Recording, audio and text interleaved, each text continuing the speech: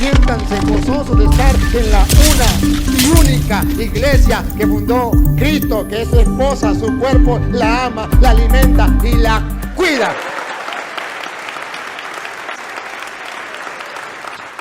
El nacimiento del niño Jesús. ¿Qué celebramos?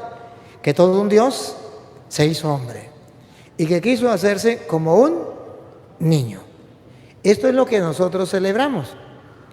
Al celebrarlo, no podemos dejar, sí, confundirnos con las cosas mundanas que nos quieren robar el sentido. ¿Para qué nos reunimos? ¿Para qué? Tenemos que estar claros, para celebrar el nacimiento del niño. Para eso. Esto lo festejamos. Ahora, ya hay otras cosas que nos quieren meter, por ejemplo, el espíritu de la Navidad, que nos aleja de lo que es el centro de la Navidad. Lo que ella dice, muchas personas le dan más importancia al arbolito que al pesebre, que lo que estamos celebrando.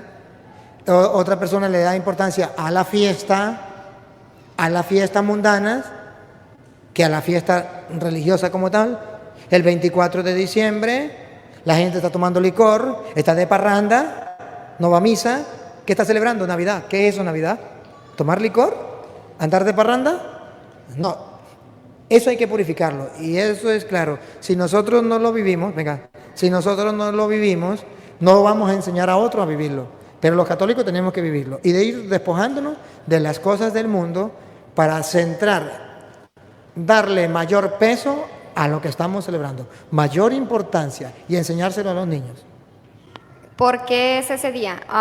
He mirado en internet mucho cuando estaba investigando sobre la Navidad, que muchos decían, no, pues que ese no es el día cuando nació, que sí, ¿por qué se hace ese día? Ya, para tener solamente eso, usted que sabe más. ¿Por qué ese día 25 de diciembre? Porque el día 25 de diciembre es el día más largo del año, es el día donde se celebraba el día del Dios Sol. El Dios Sol. El Dios Sol. ¿Y quién era el Dios Sol? Para los paganos existían muchos dioses. Por eso en inglés, yo no sé inglés, ¿usted sabe algo en inglés? ¿Cómo se dice domingo en inglés? ¿No sabe cómo dice? Sunday. Eso. Y esto significa día del sol. Lunes, día de la luna, martes, día del planeta Marte, miércoles Mercurio, jueves Júpiter, viernes Venus, sábado Saturno. Porque los paganos tenían un día para cada dios. Tenían muchos dioses, eran paganos. Y resulta que el dios más grande era el sol. Por eso el domingo, el primer día de la semana, es dedicado al dios más grande, el sol. El lunes a la diosa luna, el martes a dios Mercurio, a dios Marte, miércoles a dios Mercurio, jueves a dios Júpiter, viernes a la diosa Venus, sábado a dios Saturno. Cuando vienen los cristianos tienen que evangelizar el mundo pagano, porque recuerde que los cristianos eran un grupito de 12 apóstoles y fueron creciendo, y cuando vayan creciendo se encuentran con un mundo pagano. ¿Qué hacemos con ese mundo pagano? Ese mundo pagano ya tiene el calendario, ese mundo pagano ya tiene los meses del año, ese mundo pagano ya tiene los días de la semana. ¿Qué hacemos con ese mundo pagano? Pues vamos a evangelizar al mundo pagano. No nos vamos a paganizar, vamos a evangelizar a los paganos y a cristianizar a los paganos. Y le vamos a decir a los paganos, bueno, ustedes tienen un Dios grande. ¿Cómo se llama? El sol. Pues miren que eso es verdad.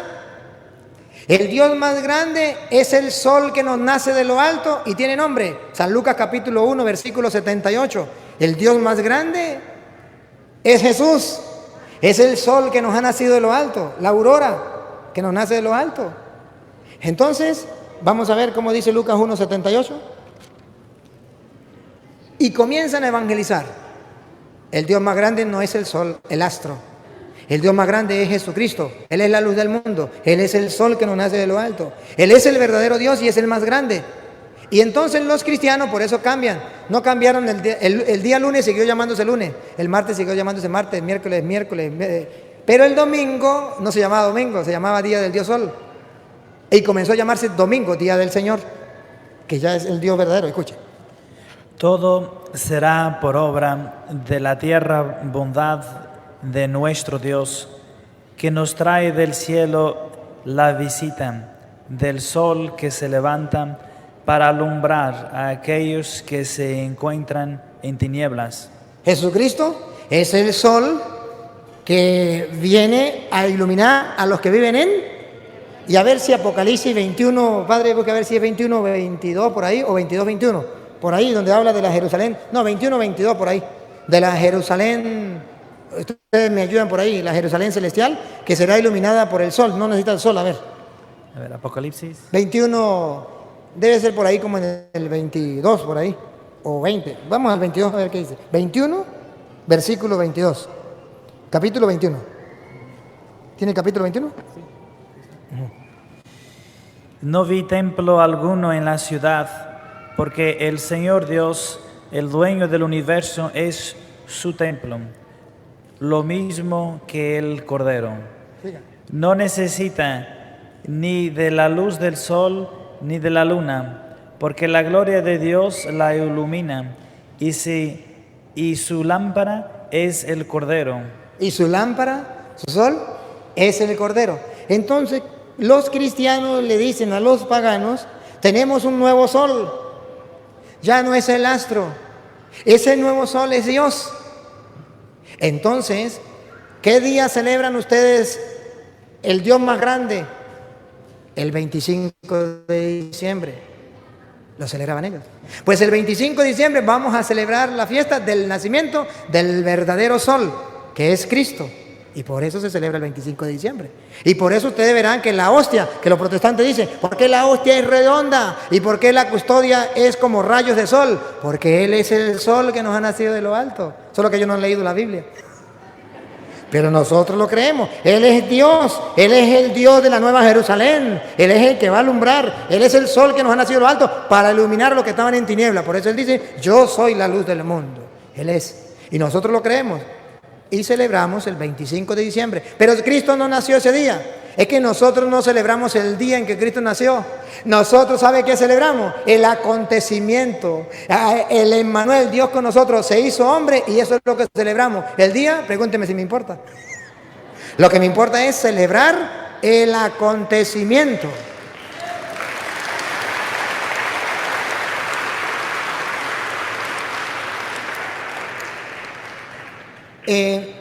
Incluso también, por ejemplo, en la Semana Santa, los protestantes dicen, ¿por qué la Semana Santa cae en marzo y en otro tiempo en abril? ¿Por qué? ¿Por qué? Porque nosotros no celebramos el día como tal, nosotros celebramos el acontecimiento. La fecha como tal, no, el acontecimiento. Jesús murió el Viernes Santo y resucitó el domingo. Ese acontecimiento lo celebramos, no importa que sea, la fecha cambie, lo que necesitamos es el acontecimiento. Lo que nosotros creemos sucedió, que Él nació y nosotros lo celebramos, que Él murió para salvarnos a nosotros y Él resucitó y nosotros lo celebramos. Eso es lo importante. La tercera era la de... la tercera pregunta, ¿sí la recuerda?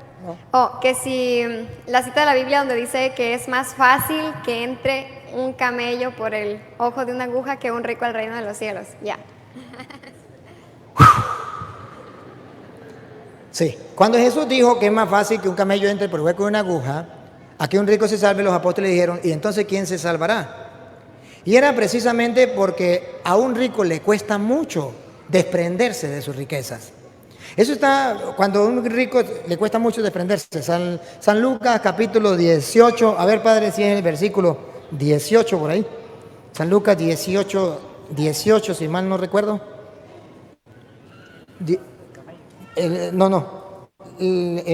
Bueno, si tiene la del camello la puede mostrar. ¿Tiene la del camello? ¿Cuál es la del camello? 10. ¿Capítulo qué y versículo qué?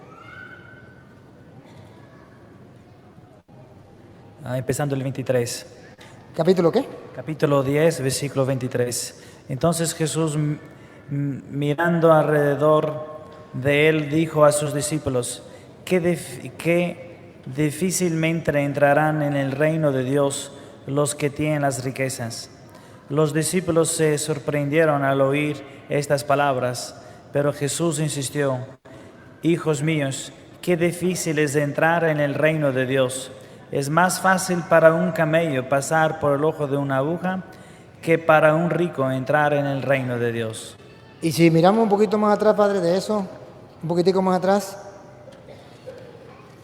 ahí mismo, ¿de qué estaba hablando Jesús cuando dijo eso? ¿Las bienaventuranzas no están por ahí? ¿Qué dice aquí? Aquí, ¿dónde están? ¿Cuál era Ahí antes? dice Jesús y el joven rico. El joven rico, ahí está. Ajá. ¿Ese qué capítulo es? ¿Qué libro es? Marcos. Ah, usted está leyendo de Marcos. Es que yo me lo sé en San Lucas. Bueno, no importa, léalo ahí en San Marcos. En San Lucas en el capítulo 18. Pero aquí está en San Marcos, no importa, léalo. Aquí, ¿por qué Jesús dijo eso? Vamos a mirar el contexto, ¿por qué lo dijo? Empezando acá arriba. Sí. Jesús estaba a punto de partir cuando uno corrió a su encuentro, se arrodilló delante de él y le preguntó: Maestro bueno, ¿qué tengo que hacer para ganar la vida eterna? Jesús le respondió: ¿por qué me llamas bueno? Uno solo es bueno y ese es Dios. Y ya conoces los mandamientos: no matas, no cometas adulterio, no robes, ni digas cosas falsas de tu hermano, no seas injusto, honra a tu padre y a tu madre. El otro contestó: Maestro, todo esto lo he practicado desde muy joven. Jesús lo miró, sintió cariño por él y le dijo: solo te falta una cosa. Vende todo lo que tienes, dale a los pobres y así tendrás un tesoro en el cielo. Después ven y sígueme. Cuando el otro oyó estas palabras, se sintió golpeado porque tenía muchos bienes y se fue muy triste. ¿Por qué Jesús dijo que más fácil es un camello entre por igual con una aguja que un rico se salve?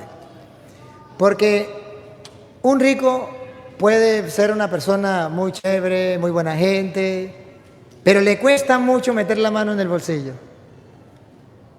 Sí, le cuesta mucho. Porque es más fácil tratar de cumplir la ley que ser caritativo con las demás personas. Y la mayoría de ricos se conforman con decir: yo soy bueno. Sí, yo no mato, yo no robo. Pero ven incluso los mismos familiares que están sufriendo y no son capaces de ayudarle. Ven a los vecinos que se están muriendo de hambre y dicen: no, yo no tengo obligación, no es de mi familia, yo no tengo obligación de darle. Puede. ¿Cuántos ricos pueden, por ejemplo, echarle la mano a uno que venga de otro país y llegó a Estados Unidos y no tiene cómo comprar una casa o cómo pagar los biles, que llaman, algo así? Bueno, ¿y cuántos pudieran echarle la mano y no son capaces de hacerlo? ¿Por qué? Porque queramos o no queramos, el dinero ha pasado a ser el Dios de este mundo. Y entonces el hombre tiene el corazón apegado. Este joven rico había cumplido todos los mandamientos. Y Jesús lo miró y dijo: te falta una sola cosa para entrar al reino de los cielos. Vende lo que tienes y dale el dinero a los pobres y tendrás un gran tesoro en el cielo. Y el hombre se fue porque era muy rico. O sea, que el rico tiene su corazón apegado a las riquezas. Su confianza es el dinero. Sin el dinero no es nada. Sin el dinero se acabó. Sufre. Su alegría está en el dinero, sus esperanzas en el dinero, su confianza en el dinero, su seguridad en el dinero. El día que te desprendas del dinero, se acabó la seguridad, se acabó la confianza. ¿En quién va a tener confianza? Jesús quiere que se desprenda de la confianza del dinero y ponga la confianza en Dios. Que se desprenda de la seguridad del dinero y ponga su seguridad en Dios. Y por eso Jesús dice: es más fácil que un camello entre por el hueco de una aguja a que un rico se salve. Y no se refiere a la aguja de la mujer coser. Se refiere que en el pueblo de Israel había varias puertas para entrar. Pero había una puerta muy pequeña, más pequeña, que los camellos no podían entrar. Por las otras puertas entraban los camellos. Pero por esa puerta no podía entrar el camello a menos que se arrastrara un poquito y pudiera entrar. Pero era muy difícil que un camello entrara por ahí, porque por ahí no podían entrar los animales. Entraban por otro lado y por ahí no. y el camello tenía que agacharse mucho para entrar y era muy difícil. A lo mejor un camello pequeño podía entrar, pero por eso dice Jesús, es más fácil que un camello entre por el hueco de una aguja, así se llamaba la puerta, a que un rico se salve. Es muy difícil a que un rico entre al reino de los cielos. ¿Por qué? Por el amor al dinero. Ya sé que algún rico me puede decir, padre, es que no es malo ser rico, lo malo es darle el corazón a las riquezas, apegarme a las riquezas. Yo soy rico, pero yo no me apego a las riquezas. Te felicito. Ahora voy a hacer un examen para ver si pasa la prueba. ¿Hay algún pobre en su familia que necesite una casita y que usted pueda ayudarle? Sí. ¿Por qué no le ayuda? Porque tiene el corazón apegado a la riqueza. Una cosa es lo que dice y otra cosa es lo que hace. ¿Hay algún hermano que le haya pedido una ayuda para algo? Sí. ¿Se la ha negado? Sí, pero es que yo creo que ese de verdad no necesita. ¿Será que de verdad no necesita o que usted es agarrado, más agarrado que una viejita en moto? ¿Qué pasará? Cuando Jesús dijo eso es por algo. Llamemos esto así, Cristo era rico, es el Hijo de Dios, toda la riqueza. Y siendo rico se hizo pobre, al punto que cuando murió en la cruz no tenía nada. Lo único que tenía era su madre y la regaló. La diferencia entre Cristo y los cristianos es que los cristianos, siendo pobres, queremos ser ricos. ¿Por qué usted ha abandonado a la familia y le ha dedicado todo el tiempo al trabajo y ha descuidado a la esposa y los hijos?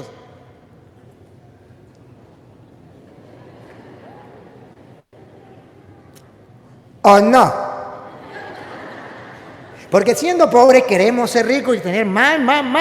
Y Cristo siendo rico se hizo pobre. Por eso Jesús en la bienaventuranza llegó a decir, dichosos los pobres de espíritu, porque ellos es el reino. ¿Se acuerda de Mateo 5, las bienaventuranzas? Y que algunas personas se han reído de esa bienaventuranza y dicen, dichosos los pobres de espíritu. No se refiere a los pobres materiales, se refiere a los pobres de espíritu. Pero si, ¿quiénes son los pobres de espíritu? Si se refiere a los pobres de espíritu, así como usted lo entiende, ¿quiénes son los pobres de espíritu?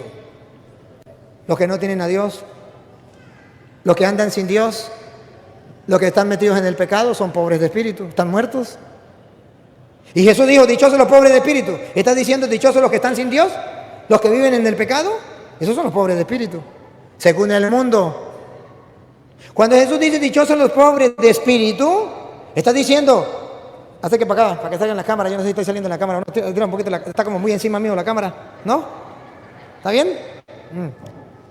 Cuando Jesús dice dichosos los pobres de espíritu, significa que esta muchacha nació en cuna de oro.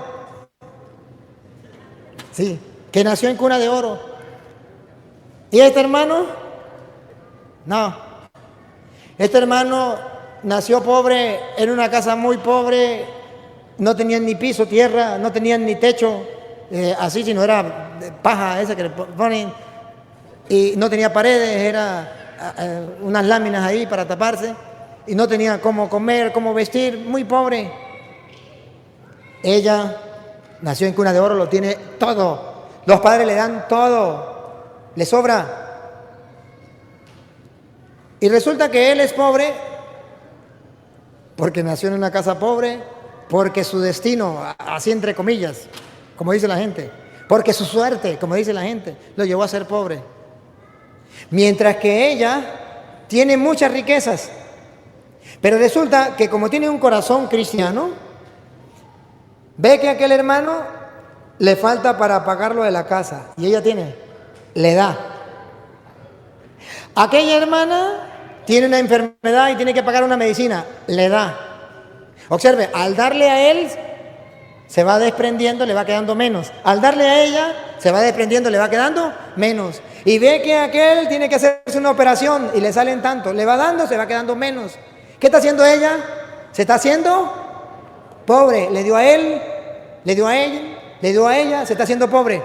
¿Porque la suerte le obligó a ser pobre? No, porque es pobre de espíritu. Tiene un espíritu que le lleva a desprenderse por la fe en Dios, a desprenderse de lo que tiene para darle a lo demás, y ella se queda con lo necesario que el mundo llamaría pobre, pero no porque le tocó en suerte, sino porque se desprendió con un espíritu de amor, con un espíritu de pobre. No es pobre obligada, es pobre porque tiene fe y quiere desprenderse y compartir con los demás. Es un pobre de espíritu. Pero el mundo de hoy hace creer que pobre de espíritu es el sinvergüenza, dichoso el sinvergüenza, pobre de espíritu. Él vive sin Dios, pobre de espíritu, porque él es el reino de los cielos. No, Jesús está diciendo, ¿saben qué significa dichoso el pobre de espíritu? Se lo traduzco en castellano.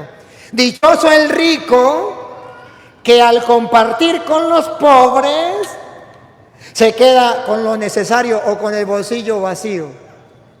Eso es ser pobre de espíritu. De modo que aquel rico que no colabora con los pobres no es pobre de espíritu. No es capaz de desprenderse. ¿Es malo ser rico? No.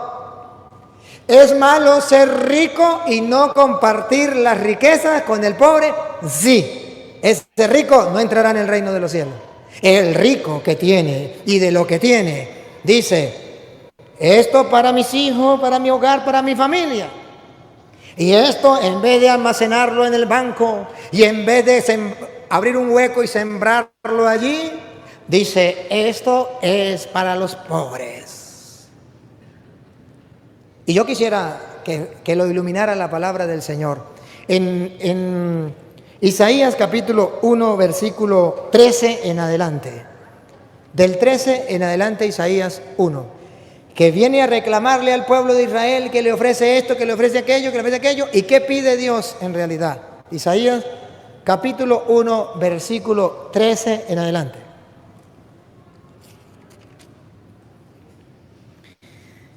Déjense de traerme ofrendas inútiles.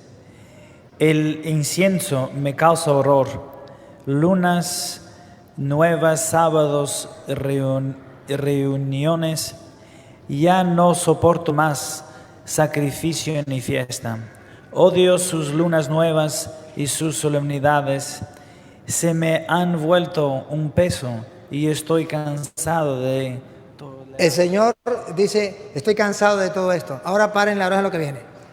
Cuando rezan con las manos extendidas, aparto mis ojos para no verlos. Aunque multipliquen sus plegarias, no las escucho porque hay sangre en sus manos. Y ahora van a escuchar, ¿por qué el Señor se hace el sordo con la gente? Siga. Lávense, purifíquense, alejen de mis ojos sus malas acciones. Primero, el Señor quiere que nos alejemos del pecado. ¿Qué más? Dejen de hacer el mal y aprendan a hacer el bien. Aquí viene ahora la otra parte. Dejen de hacer el mal y comiencen a hacer. Esto es lo que Dios nos pide. Comenzar a hacer el bien a las demás personas. Buscan la justicia. Den sus derechos al oprimido. Den su derecho al oprimido. Hagan justicia al huérfano. Hagan justicia al huérfano. Y defiendan la viuda. Y defiendan la viuda. Ahora el Señor. ¿Por qué suena? A leer. Ahora el Señor les dice: vengan para que arreglemos cuentas, aunque sus pecados sean colorados. Quedarán blancos como la nieve, aunque sean rojos como púrpura. Se volverán como lana blanca. Cuando usted y yo practicamos la caridad con el huérfano, con la viuda, con el necesitado, cuando hacemos el bien a esta persona, ¿quién era el huérfano del Antiguo Testamento? ¿Quién era la viuda? Los más pobres, los más necesitados. Cuando usted y yo nos apartamos del mal y comenzamos a hacer el bien, ayudar al huérfano, al forastero, a la viuda, en castellano, al pobre necesitado, dice el Señor, vengan, venga, aunque sus pecados sean rojos, Dios le hará su alma blanca como la nieve. Por eso la iglesia dice que tenemos que aprender a hacer obras de caridad, y por eso Jesús dice a los ricos, gánense el reino de los cielos con las riquezas mal habidas. Gánense, atesoren tesoros en el cielo.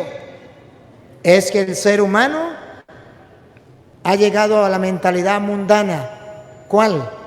Esto me lo gané yo con el sudor de mi frente, esto es mío, yo hago con él lo que me dé la gana. Entonces me voy a un casino, gasto en un juego $10,000, $5,000, $20,000, $1,000, cuando esa plata se podía dárselo a un pobre. ¿Por qué no se lo doy? ¿Por qué me lo voy a tomar en licor? ¿Por qué me lo voy a fumar en droga? ¿Por qué? ¿Por qué me lo compro en los carros más lujosos y almaceno y tengo en el banco cantidad, mientras que hay tantos pobres pasando hambre? ¿Por qué? Porque no tiene un corazón de carne, porque no ha practicado la misericordia, porque no ha practicado las obras de caridad. Y entonces dice Jesús, muy difícil, aunque haya cumplido los mandamientos, esa persona muy difícil entrará en el reino de los cielos. Qué triste. Y saber que hay muchos católicos que están en esto. Y saber que hay muchos católicos que ven sufrir al otro, que ven pasar hambre al otro y no es capaz de hacer nada. Miren ustedes, el mundo de hoy ve cómo Venezuela se va hundiendo, cómo los venezolanos se están muriendo de hambre, cómo los venezolanos no tienen un medicamento, y ustedes ven cómo el gobierno impide que entre ayuda y nadie del mundo entero hace nada para darle de comer a esta gente, para ayudar a esta gente. Nadie le interesa nada. Un mundo donde estamos en el siglo XXI, donde la gente es más inteligente, donde la gente sabe más cosas, donde la gente ha avanzado tanto. Saber que haya gente que se muere de hambre por el capricho de un hombre y que nadie haga nada. Pero el mundo es cristiano, el mundo es creyente, el mundo ha avanzado en tantas cosas. Qué triste, qué triste. ¿Y cuántas personas pueden ayudar y no lo hacen? No solamente pongo Venezuela por un ejemplo, pero hay otros países pobres también. Incluso ustedes mismos, en su familia tiene tanta gente pobre, comunidades pobres, y usted desde que vino a Estados Unidos se desprendió de esa gente y ahora eso es chusma, eso es basura. Yo estoy en Estados Unidos, yo sí valgo, yo sí soy importante. ¿Se olvidó cuando era pobre? ¿Se olvidó cuando estaba necesitado? Por eso Jesús le anda duro a los ricos. Pero cuando los apóstoles dijeron, entonces, ¿quién se salvará? Y Jesús les dijo, lo que es imposible para los hombres, no es imposible para Dios. Esto significa que siempre habrá un rico que haga obras de caridad. Siempre. A pesar de que hay muchos ricos agarrados que se mueren con toda su riqueza y bajan a la tumba y no se llevan nada, sin embargo hay ricos que sí son capaces de colaborar, ayudar mucho a las otras personas. A esos ricos les felicito. Ustedes son la excepción de esos camellos que no pueden entrar por el hueco de la aguja. Ustedes sí pueden entrar, así que no se preocupen. Pero si ustedes son ricos y no colaboran, no, pero padre, ¿y quién es un rico? El rico es aquel que tiene y le queda un poquito más. O sea, ella puede ser más rica que yo más rico que ella. Cuando hay una persona que tiene necesidad y yo tengo cómo suplirle, yo soy rico. Aunque no tenga millones de dólares. ¿Quién es el rico? El que tiene y le sobra para darle a otro. ¿Para qué le sobra? Para que le dé a otro. Pero padre, si yo le doy a otro me quedo sin nada, yo tengo que pensar en el futuro. Ahí es cuando Jesús dice, no se preocupen por el mañana. Dios alimenta a los pájaros, cuida las flores, no va a cuidar más de ustedes. Pero si yo doy, por ejemplo, a esta madre de familia sola que no tiene y le ayudo a su hijo que está enfermo, yo me quedo la platica que tenía ahorrada para ayudar a mis hijos más adelante a una necesidad, me quedo sin nada. No se preocupe, que si usted lo hizo por Dios, Dios se dio cuenta. Usted le está haciendo un préstamo.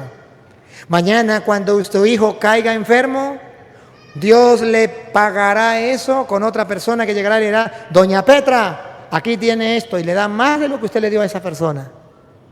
Porque Dios dice, déjenme usar esto así, no lo dice Dios, pero yo digo, guarde leche para cuando haya pan, o guarde pan para cuando haya leche, porque a mí me gusta la leche y me gustaba mucho el pan y por eso me lo aprendí. Es decir, yo tengo que hacer obras de caridad hoy aquí, y esta caridad que yo haga con esa mujer, mañana lo van a hacer conmigo. Esa caridad que yo haga con ese niño, mañana lo van a hacer con mis hijos o con mi nieto, otra persona. Porque Dios no se dejará ganar en generosidad. A lo mejor usted mañana no esté cuando su hijo esté necesitado. A lo mejor su hijo voló para otro lugar, para otro país, pero Dios no olvidará esa obra de caridad que usted hizo aquí. Mañana a esa persona, a su hijo, otra persona le va a hacer la caridad. Y usted va a decir, ¿y cómo fue? Pues lo que usted siempre recoge. Usted una vez lo hizo con alguien, ahora Dios se lo recompensa. Por eso, cuando hagan algo, no espere que esa persona le pague. Esa persona no tiene cómo pagarle. ¿Sabe quién le va a pagar? Dios. Él es el papá y Él va a responder por esa persona. Y cuando usted lo necesite, Dios le va a decir, en aquel tiempo usted hizo esto, ahora aquí tiene su recompensa.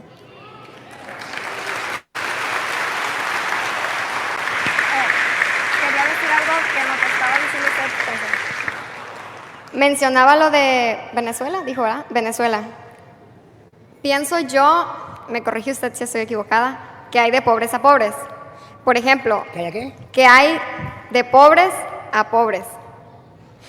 Hay pobres que necesitan, así como pone el ejemplo, o una necesidad de alguien que de verdad no tiene, y hay muchos pobres que solo están esperando que le den y no luchan.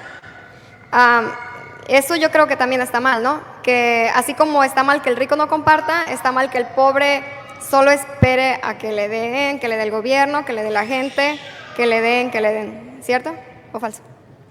Ahora le pregunto, ¿cuál de los dos es más pobre? ¿Entre quién y quién? Usted me está poniendo dos ejemplos. El pobre que no tiene nada y el pobre que no tiene, pero puede luchar y lo que hace es pidiendo por allí porque no surge. ¿Cuál de los dos es más pobre? Pues el que no lucha. Ese es más pobre, mamita. Ok. Ya, I know. ¿Entendió el mensaje? Yeah. Hay que ayudar a los pobres.